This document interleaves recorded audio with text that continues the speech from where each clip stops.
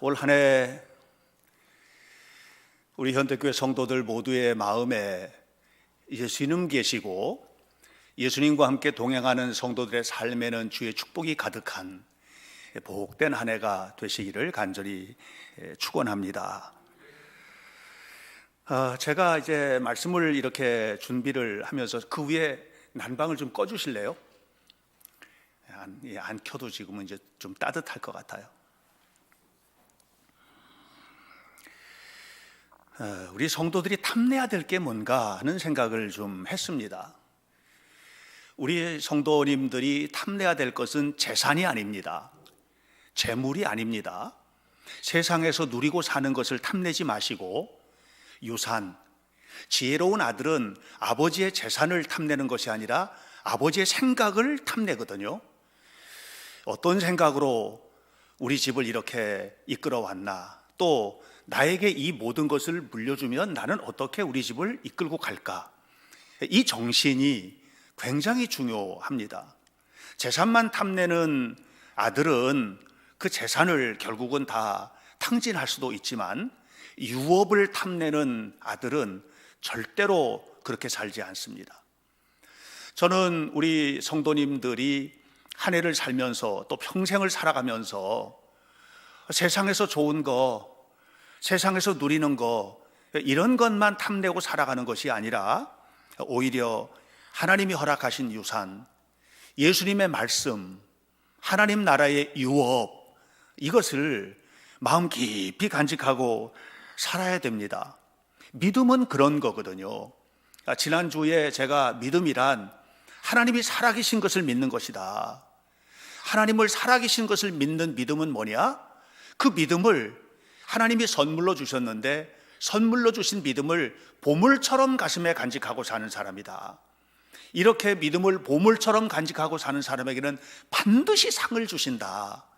이렇게 우리가 함께 나눴지 않습니까? 제 얘기가 아니고 히브리서 11장 6절에 있는 말씀을 베드로 후서 1장에 있는 말씀과 연결해서 우리가 함께 나눴는데, 결국은 하나님 나라의 유업을 세상의 물질이 아니라, 세상의 재산이 아니라 하나님 나라의 유업을 보물처럼 간직하며 하나님께서 꾸시는 꿈을 내가 이루어드리려고 하는 이런 태도로 살아가는 것, 이게 믿음이고요.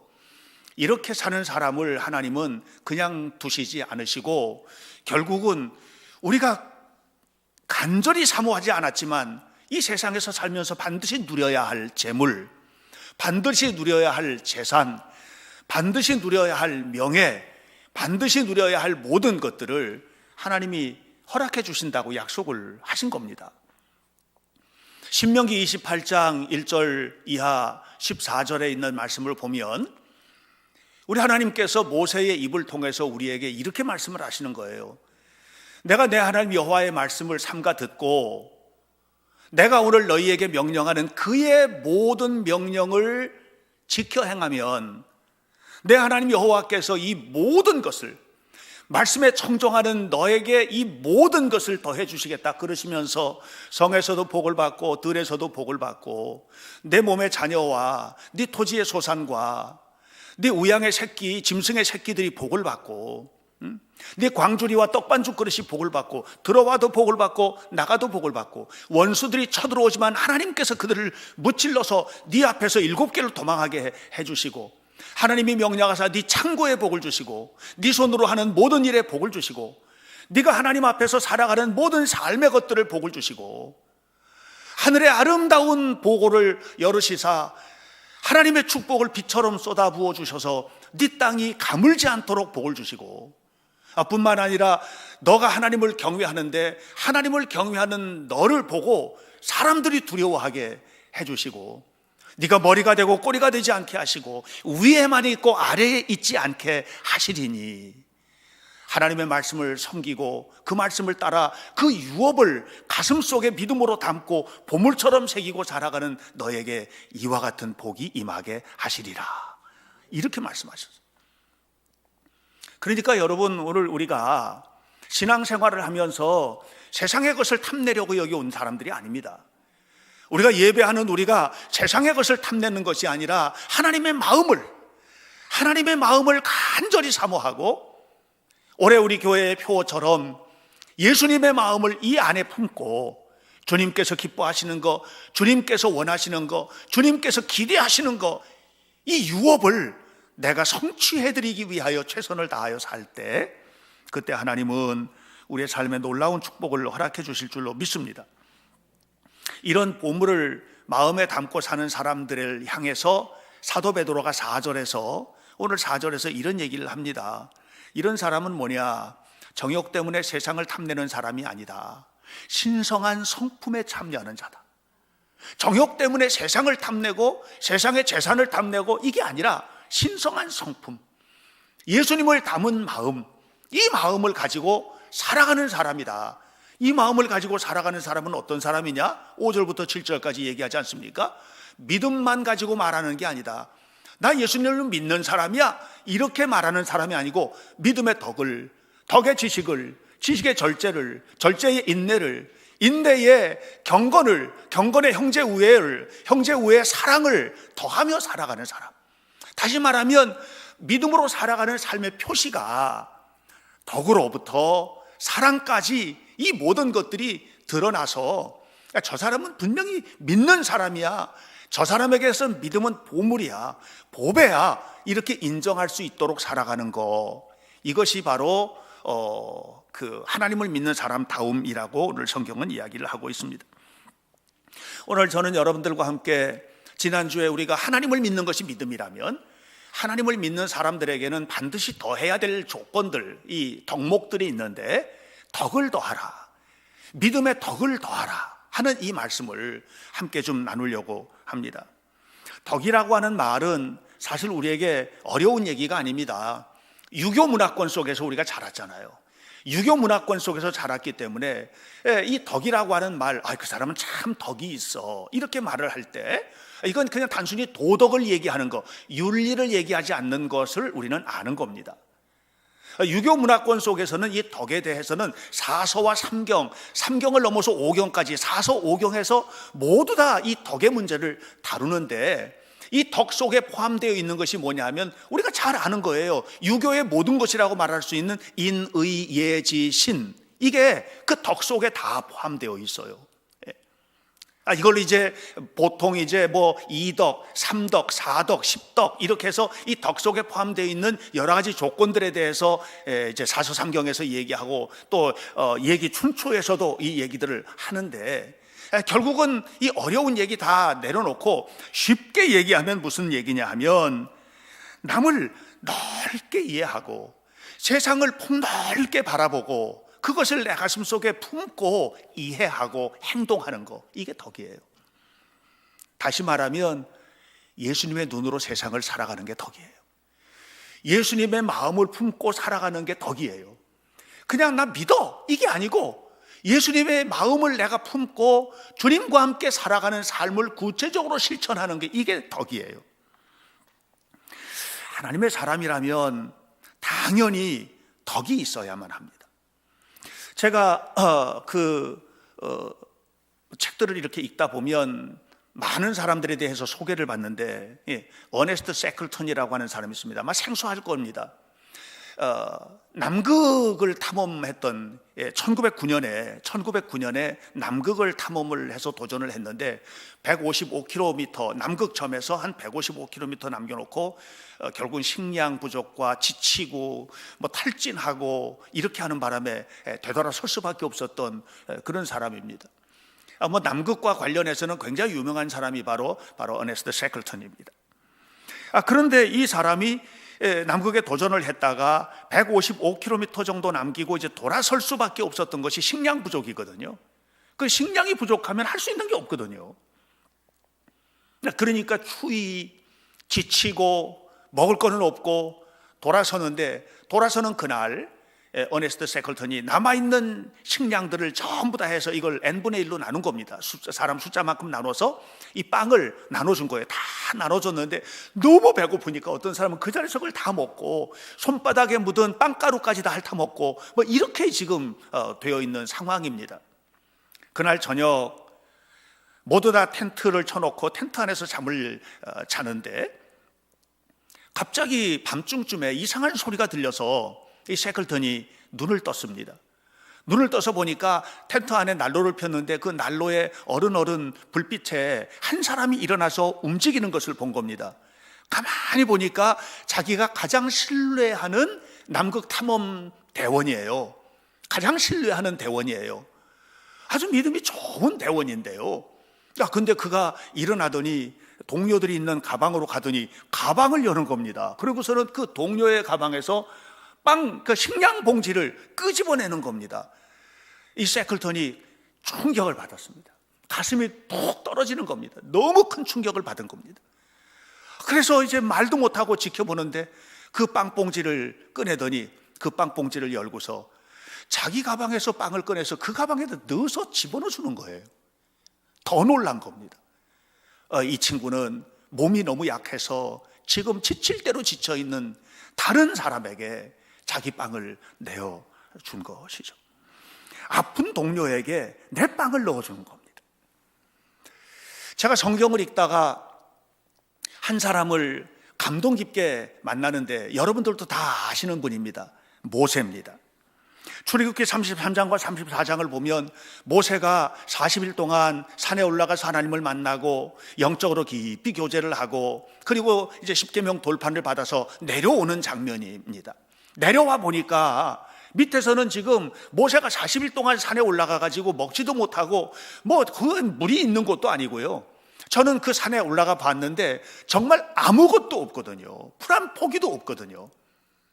그곳에 40일 있었으니까 죽었을 것이다 하고 밑에는 아론과 이스라엘 백성들이 금으로 송아지를 만들어 가지고 축제를 벌리고 이제 애굽으로 다시 돌아가자, 이런 일이 벌어지고 있는 겁니다.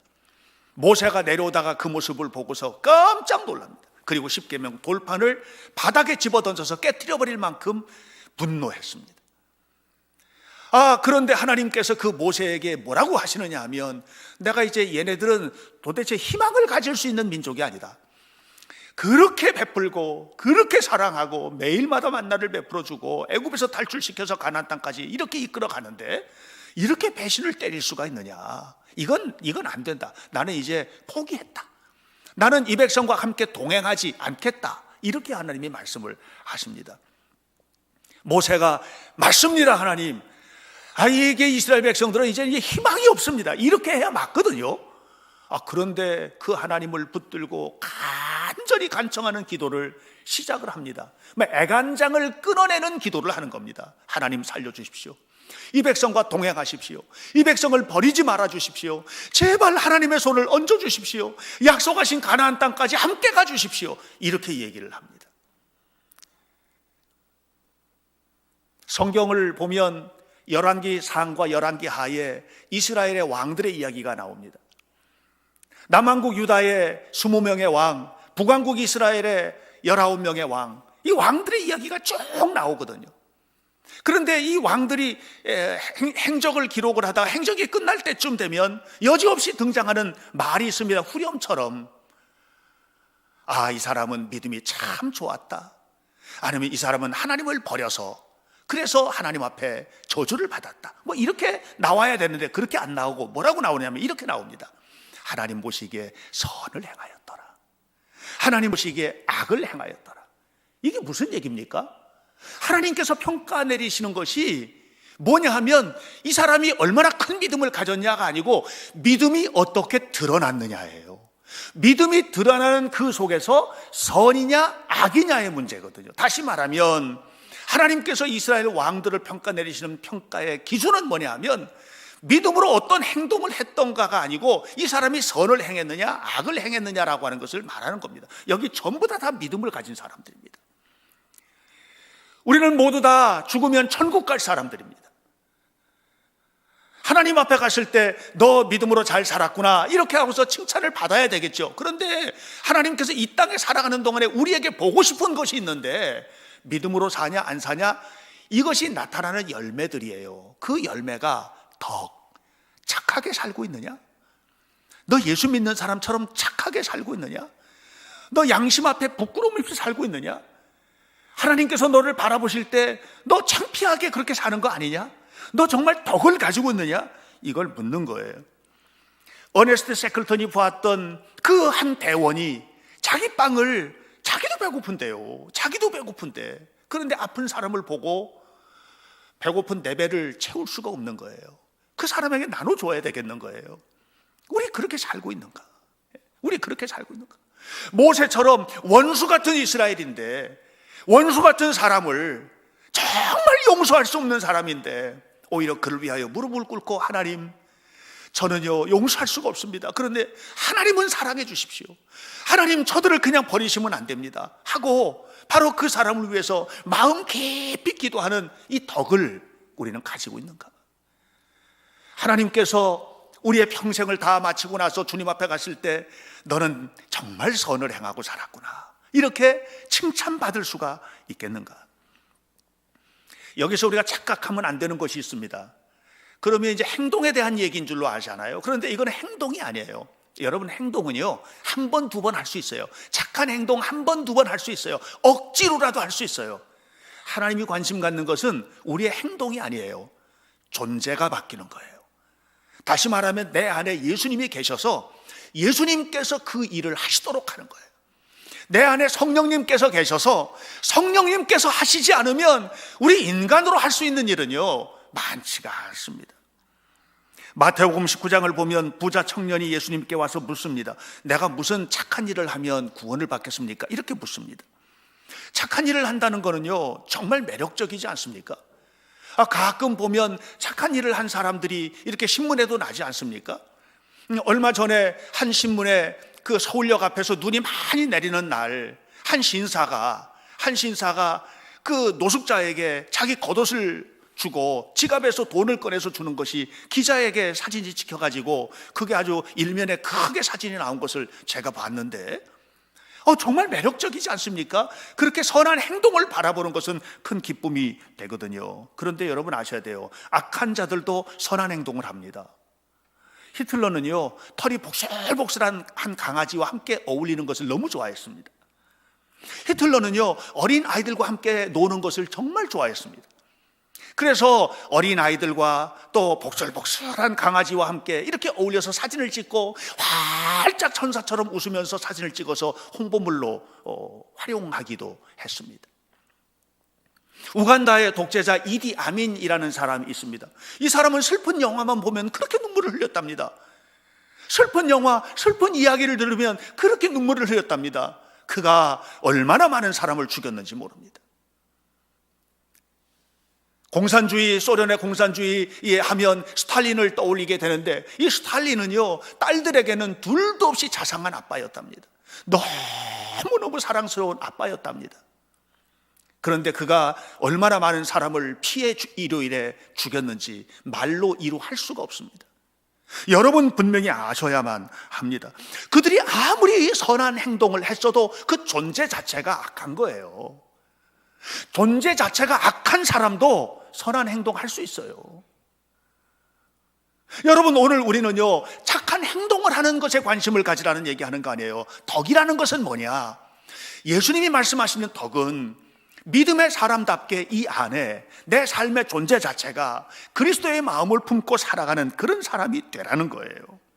그래서 베드로가 말하는 헬라어 아레테, 엔테 피스테이텐 아레텐 이렇게 말하는데, 엔테 피스테이텐 아레텐, 이 아레테라는 말은 뭐냐? 행동을 말하는 것이 아니고 성품을 말하는 겁니다. 이 덕이라는 아레테라고 하는 이 말은 성품을 말하는 겁니다. 여러분이 바뀌셔야 됩니다.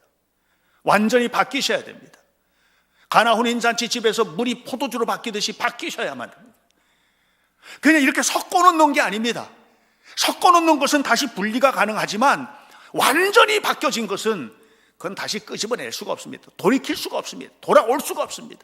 그 포도주가 다시 물로 돌아올 수가 없는 겁니다. 우리는 우리의 삶의 존재의 변화를 사모해야만 합니다.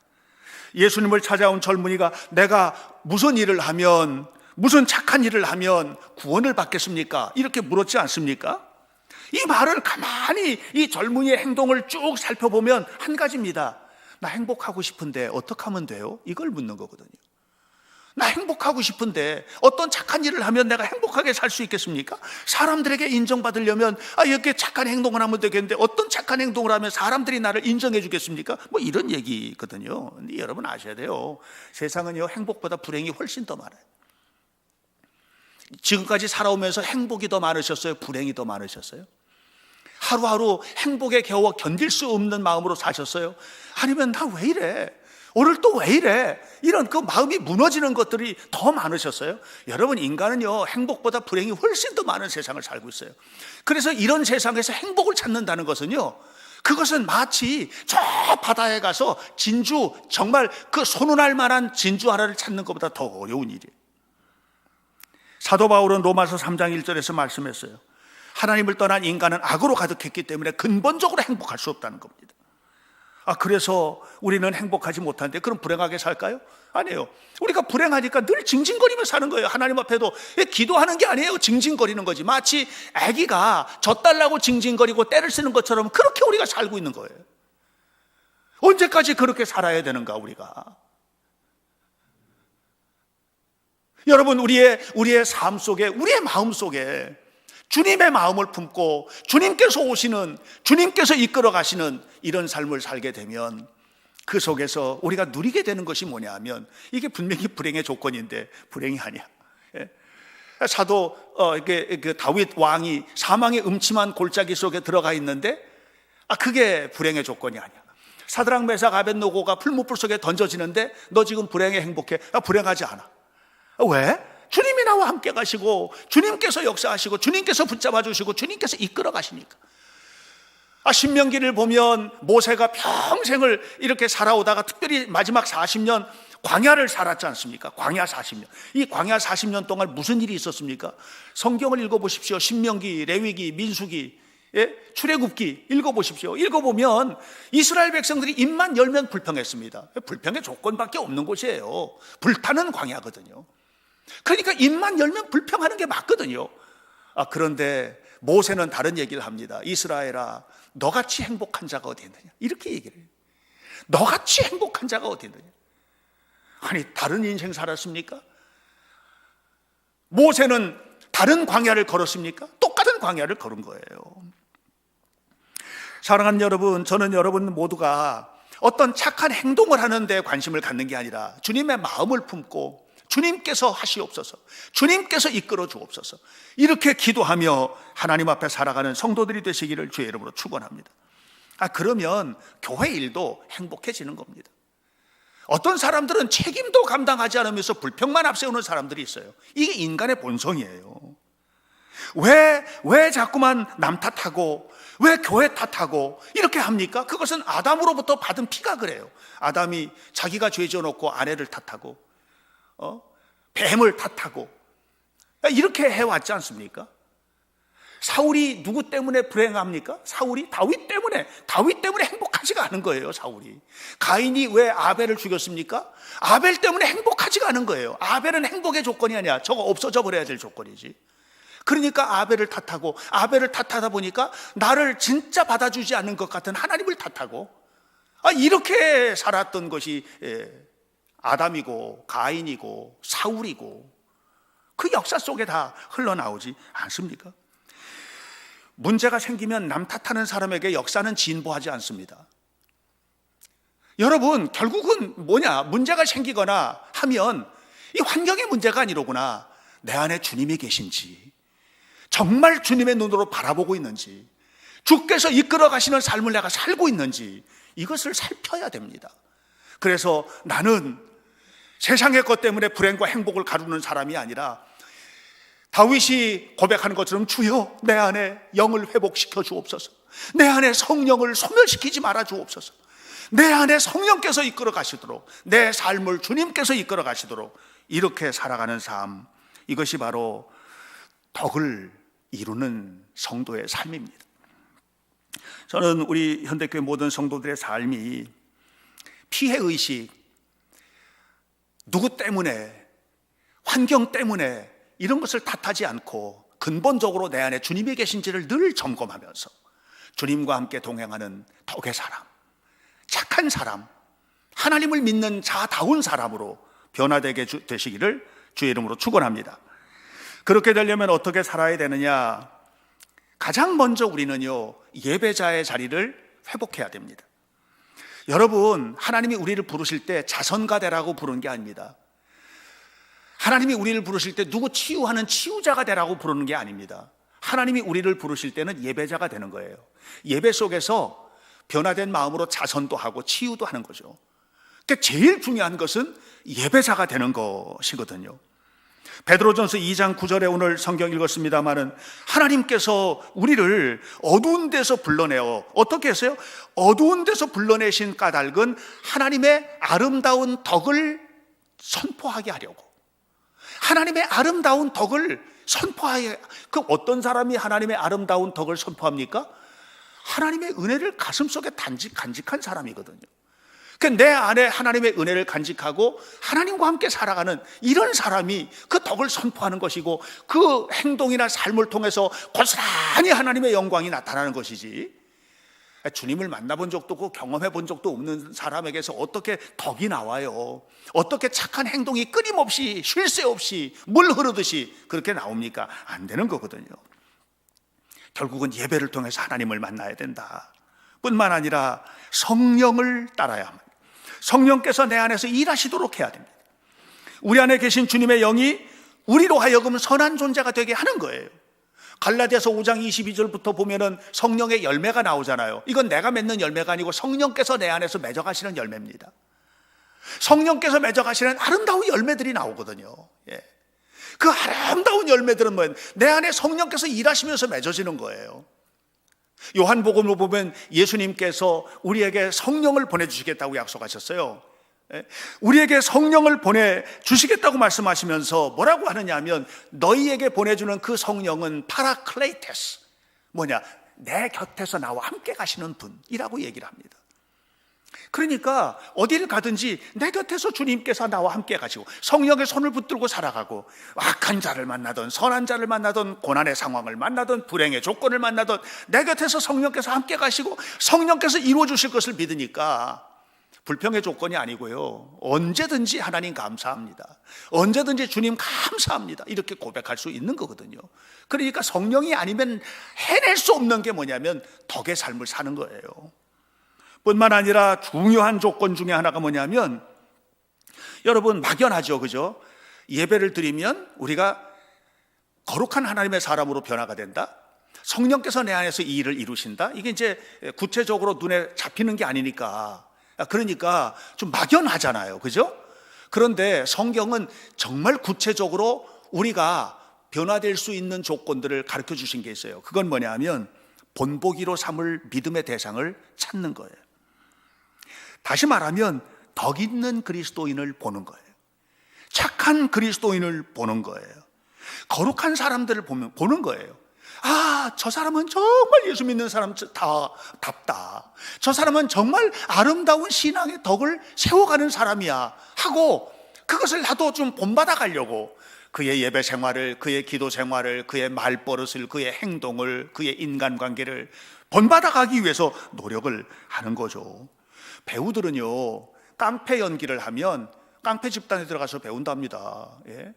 거지 연기를 하면 거지들이 어떻게 사는지 가서 노숙자가 돼가지고 그 역 같은 데 가가지고 자기도 그 깔고 박스 깔고 거기서 잠을 자보기도 하고 그런데요, 그렇게 함으로써 내가 이 연기를 정말 잘하기 위하여 노력하는 거죠. 이것을 이제 메소드 연기라고 하는데, 그렇게 해보는 거예요. 우리도 마찬가지예요. 성경이 그렇게 하래요.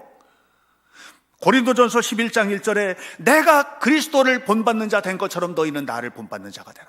너희가 그리스도를 본받아가는 게 너무 막연하냐? 그러면 나를 보고 배워, 나를 보고. 사도 바울이 그렇게 얘기하잖아요. 사도 요한이 요한 3서 1장 11절에서 뭐라고 얘기합니까? 사랑하는 자요, 악한 것을 본받지 말고 선한 사람을 본받고 따라가, 이렇게 얘기하거든요. 그러니까 무슨 얘기냐면 자꾸 본받고 따라가야 될 대상을 세우세요. 여러분 주변에 우리 교회 안에서도 그런 분이 있으면 그걸 보고 따라가세요. 아니면 요즘은 좀 막연하기는 하지만 인터넷을 통해서든지 아니면 알고 있는 어떤 책을 통해서든지 어떤 역사적인 인물을 통해서든지 우리가 본받고 따라갈 만한 사람들이 있지 않습니까? 그걸 본받고 따라가는 거죠. 그렇게 해서 보고 배우는 거죠. 그렇게 하다 보면 우리 안에서 뭐예요?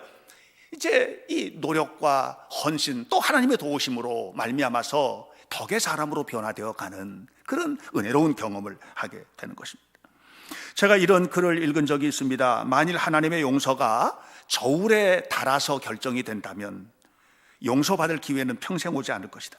하나님의 용서가 선행의 무게에 의해서 결정되지 않는다는 것을 기뻐하라, 이런 얘기를 해요.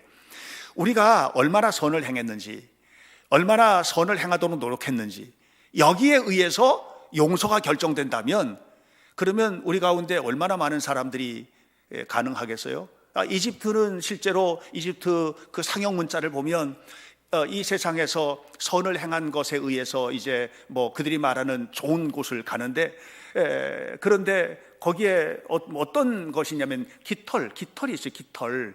한쪽에 깃털을 놓고 한쪽에 이 사람의 삶을 놔서 깃털보다 무거우면 그럼 지옥 가고, 깃털보다 가벼우면 천국 간다는 거예요. 만약에 우리가 그런 조건에 의해서 용서가 결정된다면 이 세상에서 용서받을 사람이 누가 있겠어요?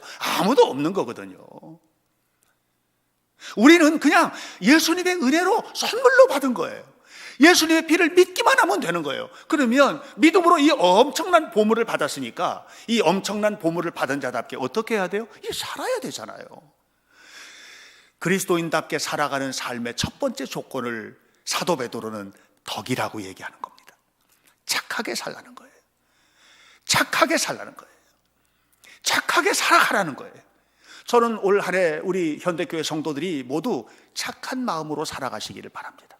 더 많이 용서하고, 더 많이 이해하고, 어떤 어려운 조건이 있어도 더 많이 받아들이면서 주님을 바라보고, 이런 착한 믿음, 이런 믿음으로 살아가는 것이 그리스도인답지 않겠습니까? 조그만 일이 있어도 불평하고, 용서하지 못하고, 작은 소리를 들어도 이해하지 못하고, 마음속에 분노가 끓어오르고, 이건 예수 믿는 태도가 아닙니다. 조그만 일이 있어도 비판하고 판단하고, 이것은 하나님을 믿는 자다운 것이 아닙니다. 하나님을 믿는 믿음의 사람은 받아들이고, 내가 아파도, 내가 배고파도, 이 어네스트 세클턴의 그 탐험대원 가운데 한 사람이 자기도 이걸 안 먹으면 배고플 텐데 그걸 빼어서 아픈 동료의 가방에 집어넣어 주는 것 같은 이런 마음, 이것이 올 한 해 동안 우리 성도들의 마음이기를 바라요. 그리하면 하나님께서 뭘 주실 줄 아세요? 신명기 28장 1절로 14절의 축복을 주실 거예요. 분명히 말씀드립니다. 재산을 탐내지 마세요. 자존심을 보존하기 위해서 애쓰지 마세요. 하나님이 세워주셔야 하는 거예요. 유업을 탐내고 하나님 나라를 꿈꾸는 자답게 믿음의 덕을 더하는 은혜스러운 성도들이 되시기를 예수님 이름으로 간절히 축원합니다. 기도하겠습니다. 많은 사람들이 우리의 용서가, 하나님의 용서가 처음부터 끝까지 예수님의 십자가에 달린 것이지 내가 행한 선한 행위에 의하여 좌우되는 것이 아니라는 사실을 잊고 살고 있습니다. 그렇기 때문에 내 눈에는 들보를 가지고 있으면서 상대방의 눈에 있는 티를 비판하고, 교회 다니는 연륜은 쌓이고 그럴싸한 모습은 보이지만 하나님의 영광이 드러나지 않는 불행한 신앙인이 되어버리고 만 것입니다.